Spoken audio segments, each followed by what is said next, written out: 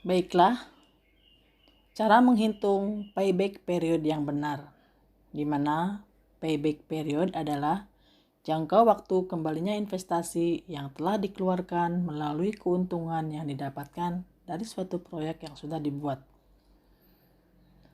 Ada juga yang menyebutkan kalau payback period adalah suatu periode yang diperlukan untuk bisa menutup kembali pengeluaran investasi dengan menggunakan proses atau aliran cash neto. Untuk Anda yang berkecimpung di dunia investasi harus bisa menganalisa dan memprediksi mengenai payback period. Caranya menghitung bisa menggunakan bantuan rumus yang tentu lebih mudah dipelajari.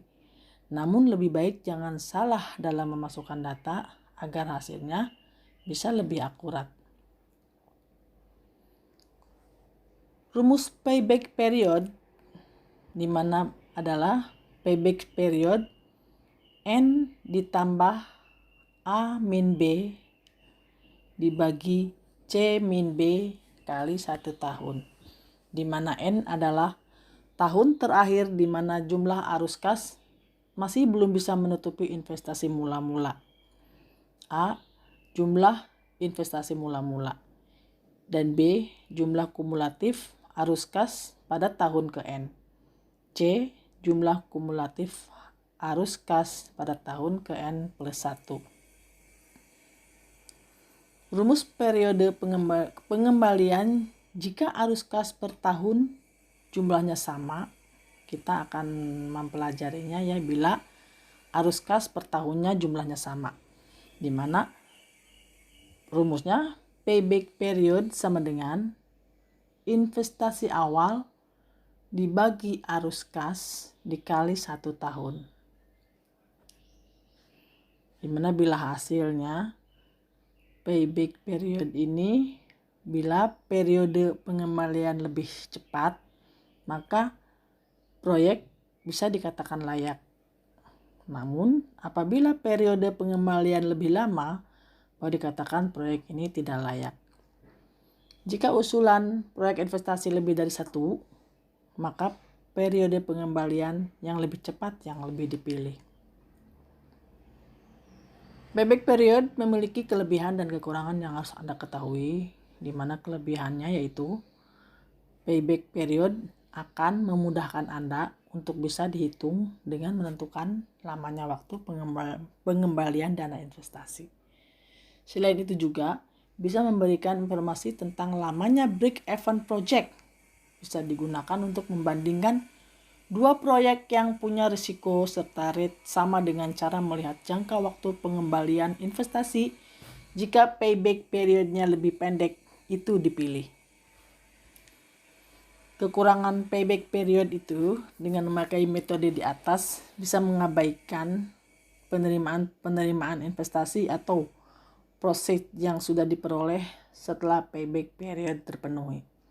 Metode ini mengabaikan time value of money atau nilai waktu uang. Tidak bisa memberikan informasi tentang tambahan value pada perusahaan. Payback periods bisa untuk mengukur kecepatan kembalinya dana, namun tidak mengukur keuntungan proyek pembangunan yang sudah direncanakan. Contoh perhitungan payback period. Contoh kasus arus kas setiap tahun jumlahnya sama. Ini contoh kasus yang arus kasnya setiap tahun jumlahnya sama ya. Misalnya gini,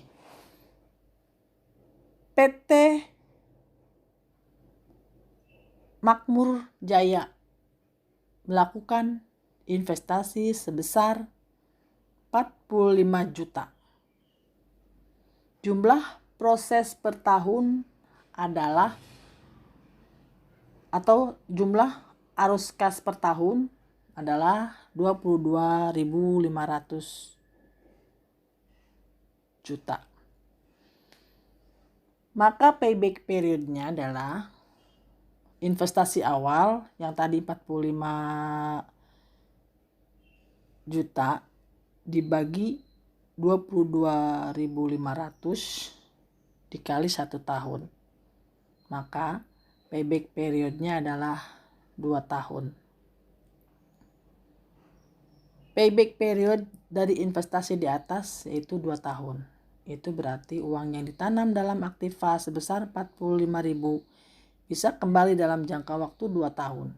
Jika investor diberikan 2 pilihan investasi, maka memilih payback periode yang paling kecil.